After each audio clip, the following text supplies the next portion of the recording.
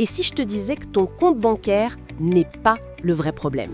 Que le secret de la liberté financière n'a rien à voir avec ton salaire, ton emploi ou même l'économie? Qu'il est déjà dans ta tête, mais que tu ne l'as pas encore déverrouillé. Pendant des années, je me suis sentie coincée.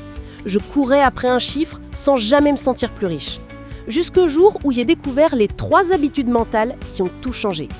Des habitudes qui ne mettent pas seulement de l'argent dans ta poche, mais de la liberté dans ta vie. Bienvenue sur une chaîne dédiée à libérer ton potentiel. Aujourd'hui, on parle de la psychologie de la richesse.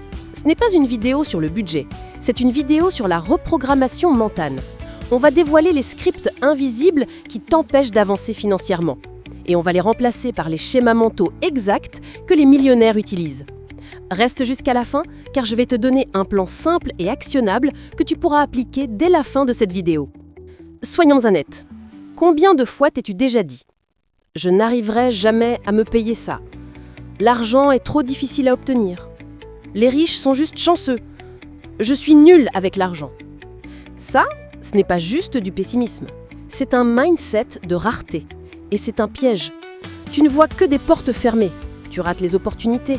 Tu t'épuises à travailler. Mais tu as l'impression de courir sur un tapis roulant qui ne mène nulle part. Le problème n'est pas ton effort. Le problème, c'est ton système d'exploitation. Mais aujourd'hui, on fait la mise à jour. La première habitude des riches, c'est la conscience radicale. Ils pratiquent ce que j'appelle un audit du gap de réalité. Ils regardent en face où va leur argent. Pas d'excuses, pas de flou. Exemple, Sarah, graphiste, persuadée d'être sous-payée. Elle se disait mauvaise avec l'argent. Puis elle a traqué chaque dépense pendant 1 mois. Résultat, plus de 400 $ par mois partaient en café, applis ou abonnements oubliés. Ce n'était pas son salaire le problème, mais ses habitudes. Punchline, la richesse n'est pas une question de revenus, c'est une question d'attention. Ce que tu négliges aujourd'hui peut te coûter des centaines de milliers demain. La deuxième habitude, c'est le reframing de l'abondance. Le pauvre dit « je ne peux pas ». Le riche dit « comment puis-je ». La différence? Un seul mot. Mais ce mot active la créativité, la résilience, la recherche de solutions. Là où la rareté voit un mur, l'abondance voit une porte cachée.